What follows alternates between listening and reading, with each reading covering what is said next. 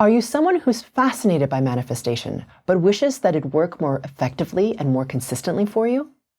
A lot of people struggle with many of the manifestation methods out there because they don't understand what's really blocking them from manifesting what they want to experience.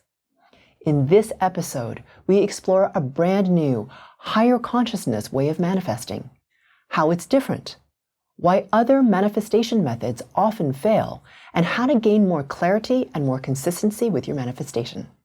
And after the discussion, we get to the most important part. The group frequency calibration associated with this episode is where the frequency work happens and where change actually occurs. So be sure to listen to that. Without releasing distortion patterns targeted by the GFC, the change you want will be more difficult to attain because you haven't addressed the root of the issue. If you like this episode, please help us out by hitting the like button and sharing it with a friend who could use it. It helps us get our content to more people like you. And if you have any experience with manifesting yourself, please let me know about it in the comments. My name is Karen Cheong, and today in Mastering Your World Through Frequencies, we're discussing quantum manifestation.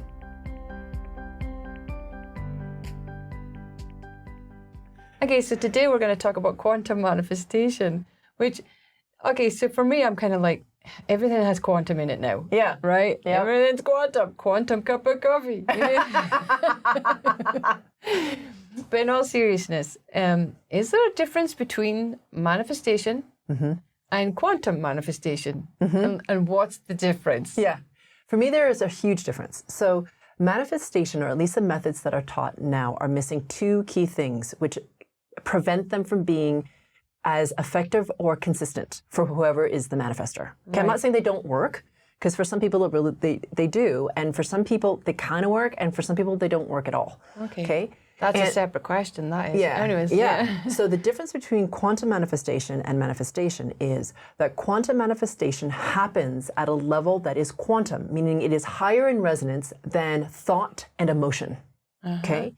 Which is what a lot of manifestation methods teach, right? Yeah. They tell you to feel the event as if it's happened, feel the joy of it, feel the gratitude of it, and that's a lot of what the methodology is in terms of regular manifestation. So that's one key difference. And the second key difference is that it also helps to address the distortion patterns that cloud manifestation in the first place. Because a lot of manifestation methods are taught as if like the methodology alone is clear enough to just create whatever it is that you want, but it doesn't take into account all the distortion patterns that you're running, which can cloud it. So it's kind of like people make the assumptions, like here you are, this radio tower, and you're broadcasting into the universe what it is you want to manifest. And there's like, it's an absolutely clear signal. It's not an absolutely clear signal. There's all this static in your field that's caused by your distortion patterns. So here you are like, here's what I want to manifest. And then there's like,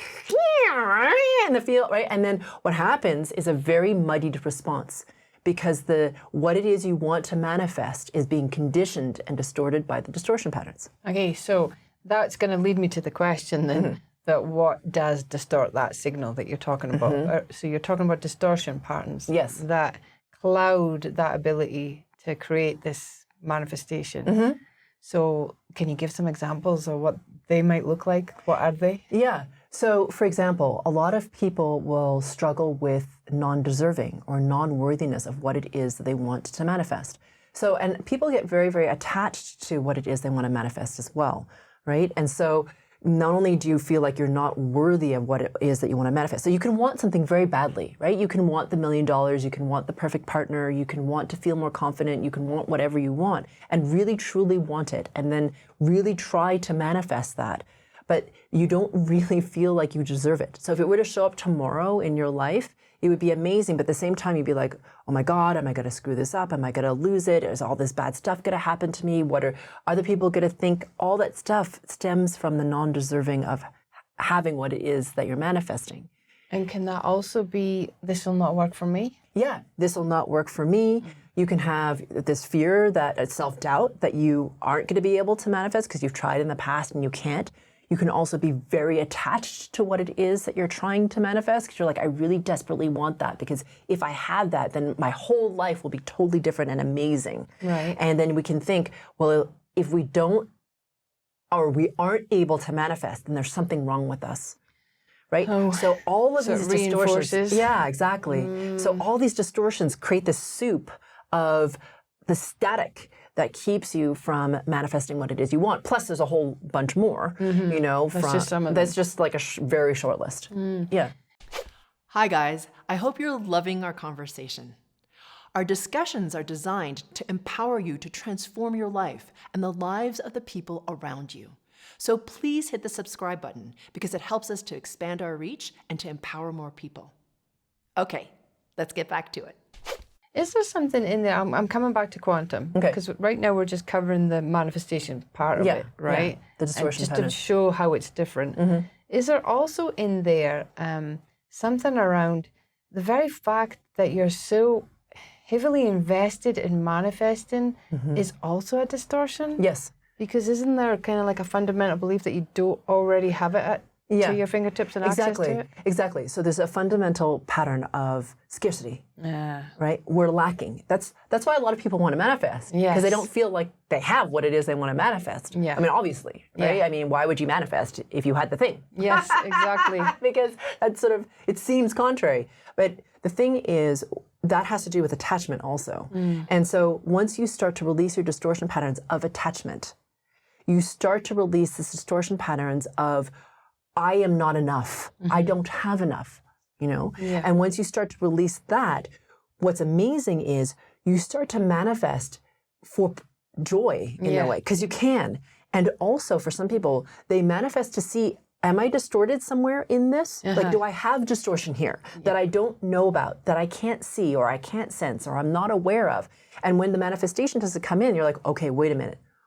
What is it here in me and my own patterning that is preventing me from being able to manifest clearly?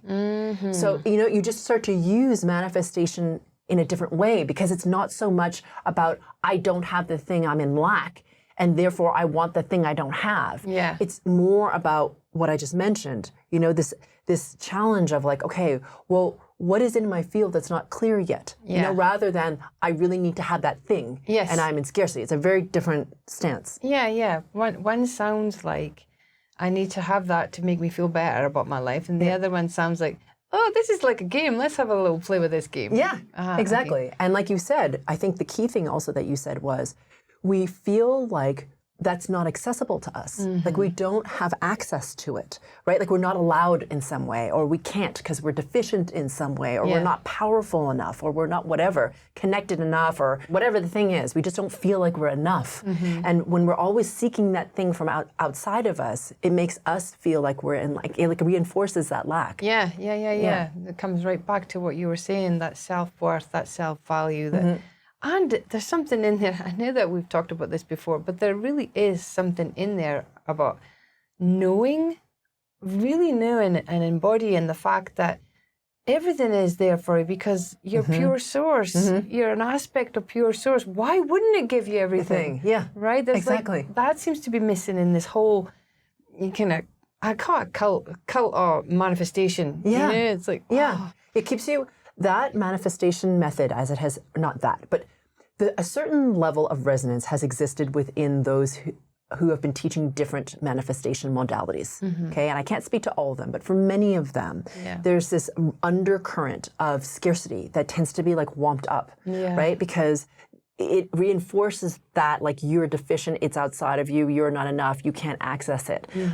That is what's amplified in that field, as opposed to cultivating this, actually, you are infinite. And you have to release your distortion, which keeps you from remembering that you are infinite, but that you really do have access to everything. To everything. Yeah. Okay, so now let's jump let's jump into the quantum. Where is it different then from just this idea manifestation, and now we're moving into quantum manifestation? How is it different? Yeah. So at the quantum level of vibration, so just for everyone to know, the way that I define quantum is simply a resonance level that begins at a certain threshold and goes up infinitely. Okay? So just for my purposes of discussion. So when you start to enter the quantum vibration, first of all, you start to recognize or feel yourself as infinite. Okay? Even if it's just an awareness, okay? You may not like embody it 24/7. You may not go into your day being like, oh, I'm an infinite creature, or maybe you do, I don't know. But for most people, that's not their experience. But you start to recognize that there is a resonance that you can enter, that you can be in, which gives you access to more than just the physical, more than just like the 3D, and allows you to enter higher levels of consciousness. And that vibrational level allows you to access that infiniteness, the limitless. And because that resonance is so high, it then allows you to manifest much more effectively, because you're not just using will, thoughts, emotion, which is from your mind, which, is awesome. Yeah, It's a tool. And, our thoughts have some degree of influence on our reality, depending on how much you believe them and what your resonance level is and all that sort of stuff. But this level of vibration of the quantum is at the level of consciousness. It's so much higher than just the mind. And so as a result, it is more effective as a vibrational level. And there's also a methodology that comes from a higher level of consciousness, which is also, when you combine that with the vibration of quantum, is way more effective. Okay, there's a lot of questions. Okay, go for it. So you said it's about accessing a level of vibrational resonance. Okay, so straight away I can just imagine the people out there that already have this issue with self-worth. They'll be like, oh, well, that's never going to happen for me. Is that accessible to everybody? It is, if you release enough of your distortion patterns to get there. Okay. And I say, and it takes less time than people think, because it can sound very daunting. You're like, okay, well, I'm just me, and quantum sounds amazing, but again, just me, so I'm not sure how I'm going to get there. Yeah. But the thing is, once you start to do frequency work, consciousness is rising right now. So the frequency work that we're giving is getting stronger and stronger. The masterminds are getting stronger and stronger. Yeah. So what people can do in shorter and shorter periods of time is really quite remarkable. So even, for example, like the first time that we did that quantum resonance in a mastermind was outside of the Limitless Potential Mastermind, was in Austin. I think it was, I can't remember when it was now, 2023. We gave the Spiritual Alchemy Retreat. Yeah. And that was the first time we had a mastermind open to everybody, where we entered the quantum resonance. And literally there were people who walked into that workshop because they were being brought as a friend and had no exposure to frequency work at all. Their friend was just bringing them there because we had a refer a friend program. And they went from zero, or wherever they were, to quantum in less than 48 hours. It was like 2 days. 2 days. And it was really fast, and it's gotten faster and faster ever since. So please don't think that you have to put in tons of effort and time and whatever. There's something that I call synergetic ascension that's happening, which is when a person or a group of people of a higher resonance start to help those who have a lower frequency resonance and train up to a higher frequency resonance much faster than they could on their own. And because the other people who are not as high of a frequency resonance are there to clarify their relationship to pure source and to release their distortion patterns, they give momentum to those who have a higher frequency resonance. So it's a spiral of amazingness that happens. Right. And that really accelerates things. Okay, so let's just say that everybody gets to that point of being able to access this quantum resonance, and you're saying it's a different way, a different methodology. I mean, obviously we're not going to get through the methodology here, but how is it different? Do you know? Yeah. Because we're still in the human body, we're still with the human mind. Yeah. So we're accessing this resonance, and you're talking about different levels of consciousness. It kind of sounds a little bit like a sci-fi. Yeah, you know? it kind of is actually. Right? Yeah. What it does is it starts to use time in a way that hasn't been used before. Okay? And we haven't really understood time as humans because, we're in time and we understand that there's a past, a present, and a future, but we don't really understand time very well. Yeah. And when you start to use this methodology, you start to use linear time in a way that's helpful for you, and also in a way that starts to pull in possibilities for you to triangulate or anchor in what kind of timeline you would prefer to experience. And none of the other methodologies that I'm aware of anyway, there may be some out there, I don't know, use time in that way. The understanding of linear time, and also this kind of triangulating and timelines, and also this very powerful idea that we are co-creating our reality, and that is something that I think people touch on, but they don't really know how really to feel that way. I mean, they understand the idea kind of, but they don't really address the distortion patterns that keep you from stepping into that state truly of co-creating your reality. So when you're starting to be in this quantum manifestation methodology, you're not only releasing the distortion patterns that keep you from being in that co-creative state, from being in that quantum resonance, it also facilitates this use of time that's very unusual and new. So have you been doing this method for long? No, do you teach it? It's basically where I'm going. Do you teach this new method? I do, actually. It's called Unlocking Quantum Manifestation. You can find the workshop on our website. It's really a 6-step process. It sounds like it's very complex. It's not. It's 6 steps. That's all you do. 6 steps. So it's easier than you think in order to be able to do it. And it's kind of amazing what's happening from people who are starting to learn it. We had this one woman who, it was really funny. So in the workshop, I suggest that the first thing you pick to play with is something that you're not super attached to, like, that's not like $1 billion or whatever it is, but something small, because it's easier to start with things that you're not attached to. And so she was like, okay, well, I'm going to manifest a free cup of coffee at my favorite coffee shop in a town that's about an hour away. Okay, so the next day after the workshop, she decided she had to go into this town. So off she goes to town, into her favorite coffee shop. She smiles at everyone. She's like, I've manifested my free cup of coffee. It's going to show up, right? And so she goes, and nothing happens. And she's like, wow, my workshop didn't work. But what happened was, she was like, wait a minute, I really am attached to when it shows up. She had that realization. And because I talked about it in the workshops, she's like, okay, I'm going to go back and do that GFC on attachment to when and how it shows up. Okay, so she's thinking again. So anyway, the next week, she had a business meeting at her favorite coffee shop in this town. And she'd kind of forgotten about this cup of coffee because it's now a week later. She's a busy mom. She has work. She's not thinking about the free cup of coffee. Yeah. Okay, so in she goes to the coffee shop, and they were supposed to have a room upstairs, like a private room, but it wasn't available for some reason. So they ended up putting them in a booth, kind of like tucked away and around the corner. Yeah. Okay. So she's like, this booth is kind of removed because they felt bad that they couldn't give us the room. So they were trying to give us some privacy. All right. So here we are in the middle of our meeting. And then this guy shows up from the coffee shop. And he's like, hi. I don't mean to interrupt you, but I thought since you guys are such great people and you've been, coming here whenever you come into town, I'd like to give you this bag of goodies. So he pulls out this bag, and inside the bag, there's like this beautiful reusable coffee mug, a notepad, some kind of like, it's like swag. So it's like a pen, like all this stuff. And she actually sent us a picture of all the things she received in this bag. So she got much more than she was expecting. So quantum manifestation can happen in all kinds of amazing ways. Yeah. All right. Well, can we do the GFC now? What are you going to do with the GFC?